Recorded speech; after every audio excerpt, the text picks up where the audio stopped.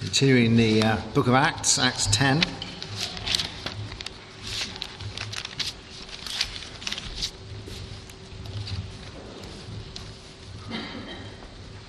One of these great passages that actually goes on forever, because it's a great story of the breakthrough to the Gentiles with Peter and Cornelius.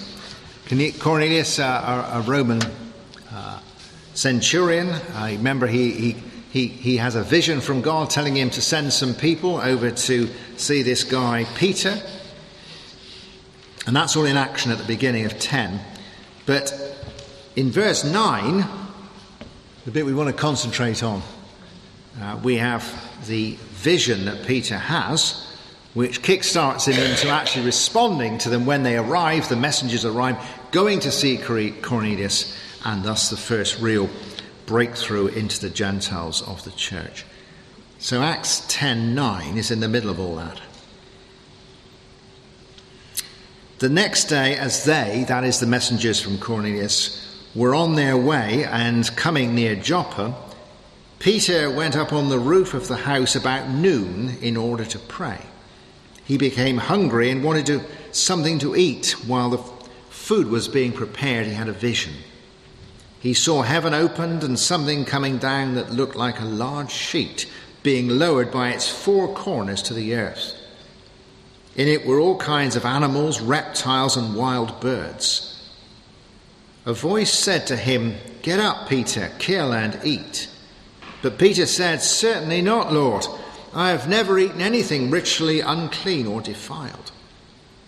The voice spoke to him again, "Do not consider anything unclean that God has declared clean." And this happened 3 times, and then the thing was taken back up into heaven. While Peter was wondering about the meaning of this vision, the men sent from Cornelius had learned where Simon's house was, and they were now standing in front of the gate. And they called out and asked, "Is there a guest here by the name of Simon Peter?" And Peter was still trying to understand what the vision meant when the Spirit said, "Listen, 3 men are here looking for you, so get ready and go down, and do not hesitate to go with them, for I have sent them." So Peter went down and said to the men, "I am the man you are looking for. Why have you come?" "Captain Cornelius sent us," they answered. "He's a good man and worships God, is highly respected of all the Jewish people. An angel of God told him to invite you to his house so that he could hear what you have to say." And Peter invited the men in and persuaded them to spend the night there. So in the big scheme of things, we have this enormous breakthrough. Before then, essentially, by and large, to become a Christian, you had to be a Jew. But from here on, you could be a Gentile as well. Not only that, there was a real sense in the early church that Gentiles could become Christians if they became proselytes. So, not a problem. You just become a Jew, then you can become a Christian, then you're in. This was a huge change. And yet it's also a personal change. I don't know if any of you use Google Maps. I occasionally do for entertainment, but this kind of thing, or these photographs, you start off with a sort of, it says, find me somewhere, and you press the button and it gives you the globe. Okay, I'm on the right planet. And then you work down through Europe, and then the UK, and then Cornwall, and then West Cornwall, and then you find a street, and then they'll even give you a picture of your back kitchen. And, sort of that, you get this with the Bible, really. What is the cosmic significance of this? It's not just for the Jews, it's for everybody. But it's the significance going on between 2 men, Cornelius and Peter, that makes that move. How is the world saved? 1 man at a time. It's not just a cosmic thing, it happens to ordinary people at that level, at the small scale, if it's going to happen at a big scale. So it's important for us. And concentrating particularly on Peter this morning, we see here a man who is called to cross a boundary. And I want to challenge you this morning with crossing boundaries, crossing frontiers.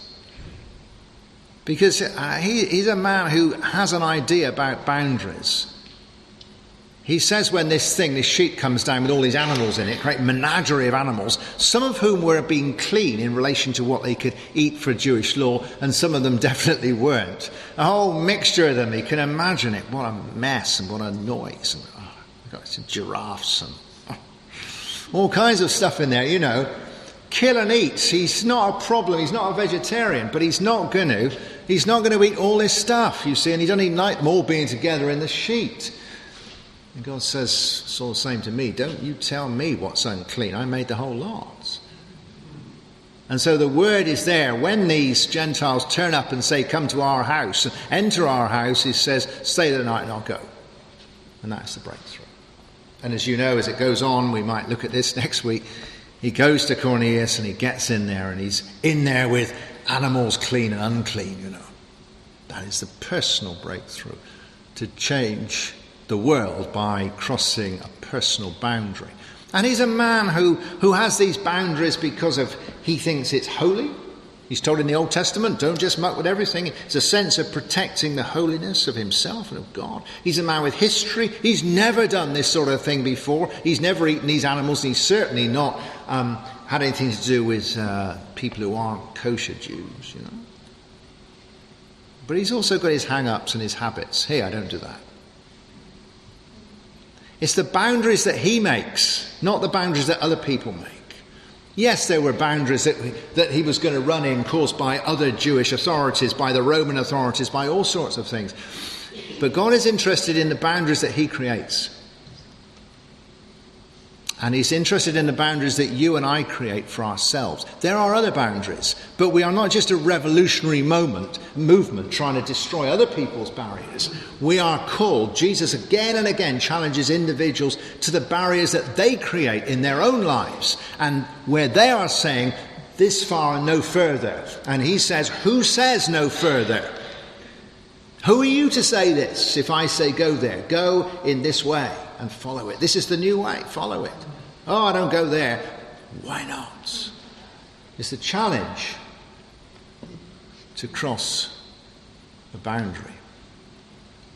And for us, it's the same thing. We got history, we got hang-ups, we got all sort of things. So I just want to think about crossing. I'm not good at crossing boundaries, You think, oh, I'm reasonably sort of,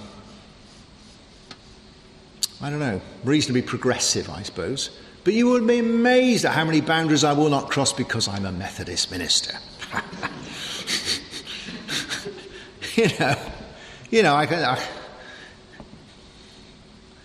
I remember when I was at college at Wesley House at Cambridge, being a proper Cambridge college, we had a lawn in the middle of the quad. It was not as good as King's College or Trinity College. We didn't have a man to do nothing but look after it. But it was a nice lawn, and you did not walk on it. In fact, we had little rules. You were not allowed to walk on the college lawn at all. You had to walk all around the quad.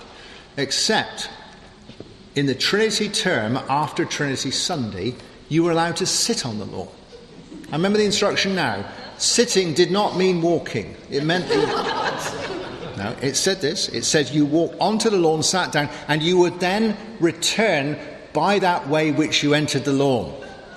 It meant you couldn't go on, sit down, and nip off the other side as a way of walking across the lawn. That's great. Very, very sensible. 25 years later, I returned for a sabbatical, and things had gone to pieces. There was chairs on the lawn. And because there were families there were big coloured plastic slides and all those things that children need to entertain themselves these days that we didn't have. And they were all over the lawn. I was outraged. And although the lodgings were around the other side of the quad, the whole week I was there, I walked all the way around the outside.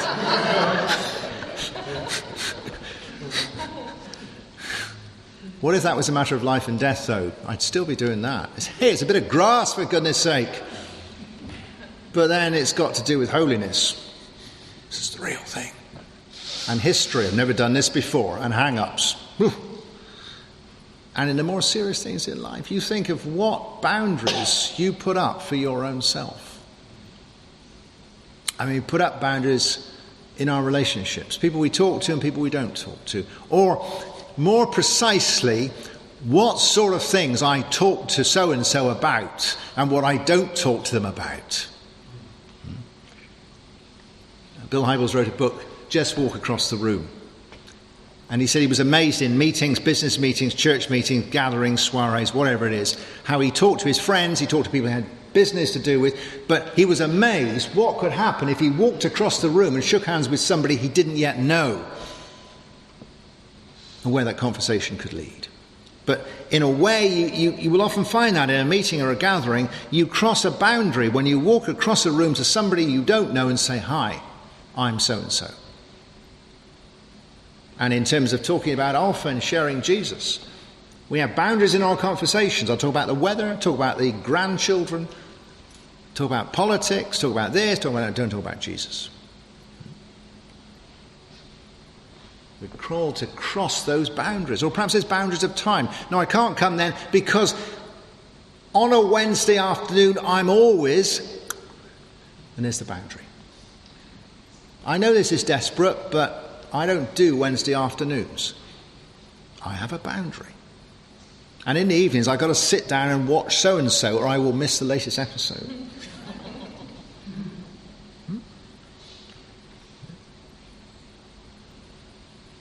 How about crossing that boundary with your time allocation?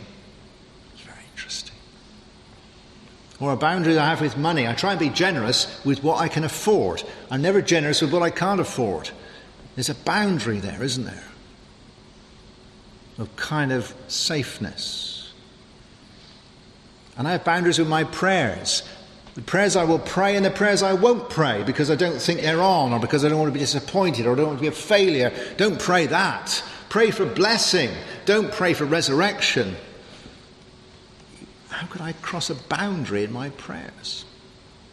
And as a church, we have all sorts of boundaries.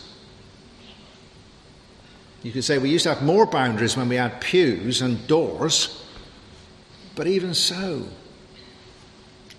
most of you, most of the time, still sit on the same side that you normally sit on. Not always. Some exceptions this morning, but, you know, we have boundaries. And we are called and challenged as disciples to follow them. Peter knew about boundaries. Not just drama, not just the boundary of moving from the boat to walking on the water, but from moving on from the boat to being on the beach. Follow me, says Jesus. It is a major thing that he crosses the boundary from being a fisherman to being a goodness knows what disciple. It's a huge right through the Old Testament, all the great men, they were doing something or other. They're called to something else. They cross a boundary. I mean, even Moses, for instance, you know, you've got to cross boundaries like deference to Pharaoh, which he has none of after that, or the Red Sea, which is a boundary which he has to cross, or the desert, or the fear of entering the promised land that's supposed to be full of giants. They are all boundaries that he crosses. We are called to go home and find a boundary and think, what is a boundary I'm making? It's not here in the Bible. Why am I doing it? That would be good. But beware the idea, it would be good to cross a boundary in my life. That's kind of Obama, yes we can. And as we've proved, no you can't with that sort of thing. It's the spiritual centre of this is the sheet with the animals in.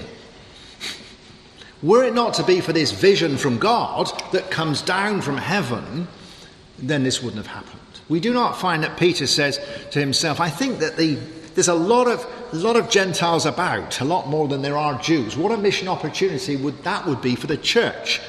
We don't read that. We don't read that he said, I think it's really unfair that we have this sort of racial, ethnic, religious barrier. I think we need to be more egalitarian and more sort of open, and perhaps I should go and see a few non-Jews. You don't read that. We read a massive great sheet came down from the sky full of animals. It is a supernatural event. It is a vision. It is not just, oh come on, let's be more relaxed and cross a few boundaries. You will not really cross any important boundaries without the inspiration of God. This week we were looking at the bit after Caesarea Philippi where Peter had said, "Thou art the Christ, the Son of the living God." And then Jesus says, and the Messiah must go and suffer and this and that to death. And he doesn't like that. But it's interesting that it's only when Jesus realizes that Peter has a vision of him being the Messiah that he is prepared to challenge him with the boundary of crossing the boundary into suffering. It's a boundary that then Peter would not cross, but later in life he did.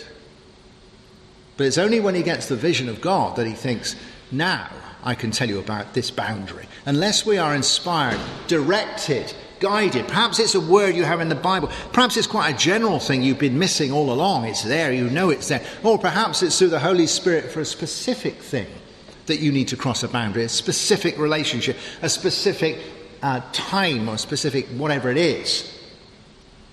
But I think many of it will be general because it's absolutely there in the gospel and you've been reading it all your life and haven't noticed it.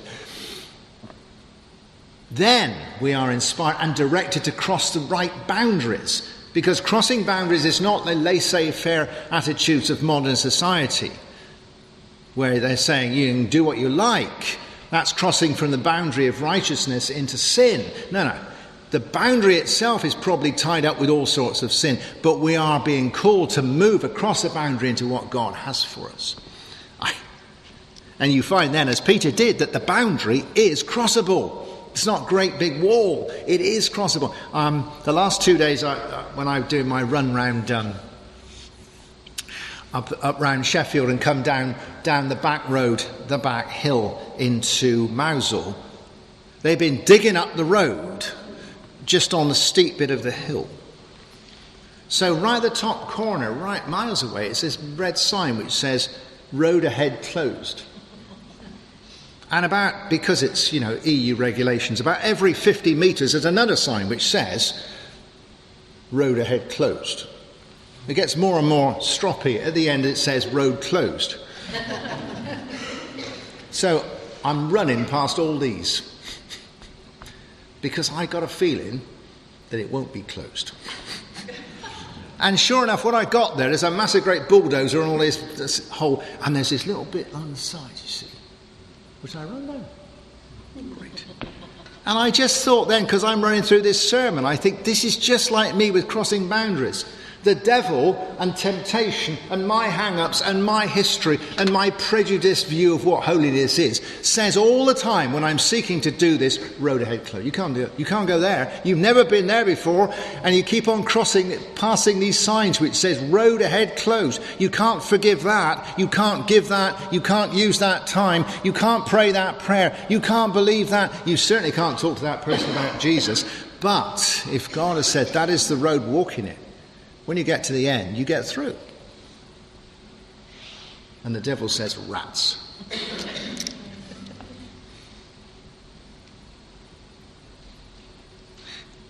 We need to be inspired to cross the right boundaries, just as Peter was. Not any old boundary. It's based on the sheet with the animals and the vision. But I want to leave you with an interesting thought here as to where it starts. If you look at this passage, there is no way in which Peter takes a run at the Gentiles. He doesn't come off of a great mission. We read in the previous passage he's done lots of preaching. He went everywhere, we remember. And he'd done miracles, which are amazing. But what we don't read is something like this. And he went from here to here, and there's great revival and many turn to the Lord, and the next place is a Gentile village, and he says, let's go for it. Go on, let's just go. We're on a roll now, let's do it. We do not find that. Where does this come? In this passage, if you look closely at the centre of this passage, where does this really get birthed? It gets birthed about midday. He's done what he was going to do in the morning. I don't know what it was, but he's stopped it. He hasn't got round to doing what he's going to do in the afternoon. It's about midday. It's the hottest time of the day. He goes to pray. That's informal. It's not a formal time of prayer, midday for the Jew. He goes up on his own on the rooftop. He kind of prays. He's hungry. He's waiting for lunch that they haven't made yet. he kind of goes to sleep, kind of half sleep. And it's at that point that the vision comes. That's where crossing the barrier kicks in.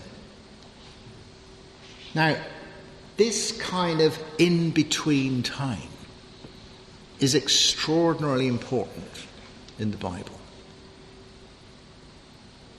And before the drama, before going off to see the Gentiles, before baptizing all of this household, it starts before lunch, waiting, in between. The technical term for that is liminal space. Between things. Think of Jacob. Jacob, who's just fallen out with the family, lost his identity, tried to steal somebody else's, has fled from home and is going somewhere, but he hasn't got there yet. And in the night, he just lies down to sleep. God is not there because God has been left at home, and anyway, he's been a bad boy. It's at that point, between where he was and where he's going to, that the vision comes again. But this time, the angel's coming up and down a ladder out of heaven, out of liminal space. He didn't put up a great altar and say, I need to worship here and get a big God moment. He's just gone to sleep because God is not there. It's just between. Look at Moses. If you go back at that bit before the burning bush, it's a perfect example of in-between space. He's in between a time when he'd been growing up in Egypt and the big young prince and killing the Egyptian and running away, and when he leads Israel. What's he doing? He's out a few sheep. But the way it's written, they wandered across the desert, and they were kind of on the edge of the desert and the edge of the mountain, and happened to be on the mountain. You couldn't be much more in between things, really. But it's there that the burning bush comes. Look at Jesus using liminal space with the woman at the well. He's going from somewhere to somewhere else, and he cuts across Samaria. And he sits down, tired out by the journey, by the well, and he waits for his disciples to go and buy food. And he's thirsty, and he's doing nothing. That's when the woman turns up, and they have that world-changing conversation about living water. Not in the middle of a great mission and a great preaching. So this is not the Sermon on the Mount. This is sitting by the well doing nothing. Look at St. Paul, as Saul as he then was, as we looked at him a few weeks ago. The light falls, the voice speaks, he is changed. What do we have then? 3 days. 3 days of liminal space, when he is not really a Pharisee anymore, and he's not really quite a Christian. Why is Ananias delayed? It's just a space. And I would encourage you both to seek, but more important, to recognize liminal space as a place from which God can do radical things, and in this case call you to cross boundaries. Be still and know that I am God. It's good to have time and make time, but it's even more interesting to recognize space when it comes. When you're waiting for something else, when you're in a waiting room or in a bus queue or in a railway station or in an airport, and you're tempted to think, if only I could get on and do this, when is this going to happen? That could be the most valuable time of all. I remember sitting in East Midlands Airport, which is just a fraction better than Newquay Airport. It's got more porter cabins. And I'm sitting there, and we're going on holiday, and I think it was about 6 hours late. My history of flight means that I don't worry about 6 hours. And I'm sitting there. I remember sitting there thinking, this is great. I'm not having to run the Methodist church at the moment. That's hard work. And I'm not on holiday. It's even harder work. I'm just sitting in the airport. And I'm thinking, this is a good time. If you recognize it, when the kettle's boiling,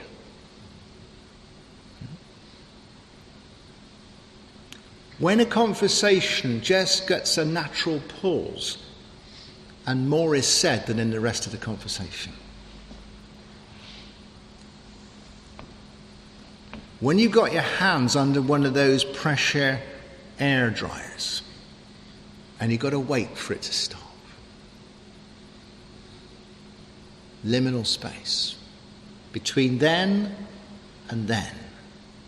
And rather than thinking, when am I going to get to then? This might be the moment. And so it is for Peter here. He's dozing, waiting for them to do his meal. And in that point, his world and our world has changed. Not that this liminal space for him is just time out. Modern spirituality has got lots of time out. Time out is a bit like going down a cul-de-sac. You go down the cul-de-sac, you have a rest, and you come back. Liminal space is more like a lay-by just before an important junction when you check the map. Peter doesn't come down and say, I had a great vision. What's for lunch? He comes down a changed man. Moses doesn't go back to Jethro, his father-in-law, and say, I saw this amazing bush. He goes to Pharaoh and zaps it. The woman at the well doesn't go back and say, I should go there more often. She says, come and see a man who told me everything I ever knew. Because liminal space is not just time out, it is threshold space. I've experienced it sometimes in frontiers, dangerous frontiers. You know you're getting near the frontier when everything begins to thin out. There aren't any houses, there aren't any people, nothing's happening. You think, I'm getting near a frontier here. And in some ways, God speaks to us at that moment, in that area, at that time of threshold, between now and then, between here and there, from the in-between place. And if we hadn't had that threshold with Peter, we wouldn't have had the boundary crossed and the Gentiles reached. I would encourage you this morning to say, Lord, I would recognize liminal space in my life. I am full of sound and fury. If I'm an evangelical Christian, I have always got a plan to save the world.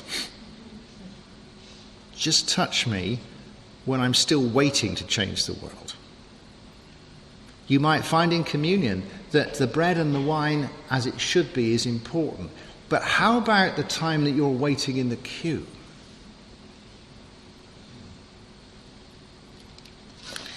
The rewards are tremendous. We need to talk about those next week. But just think of what happened. Think of how it all begins to open out when he does cross this frontier, when he does cross this line. He finds, as we find with so many things in the New Testament, God working at both ends. The men are outside. It's pre-planned. Are you going to come? The opportunity is there.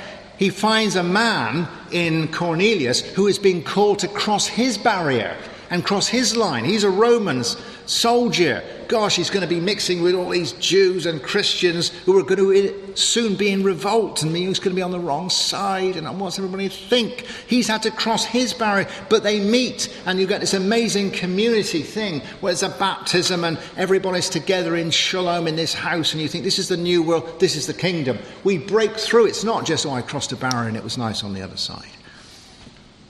And so you will be amazed that if you will cross boundaries, you will find other people crossing boundaries. You will meet other people that God brings to you. You will find that you are within the nexus of the kingdom because obedience accesses you into what God is doing when you were on the outside.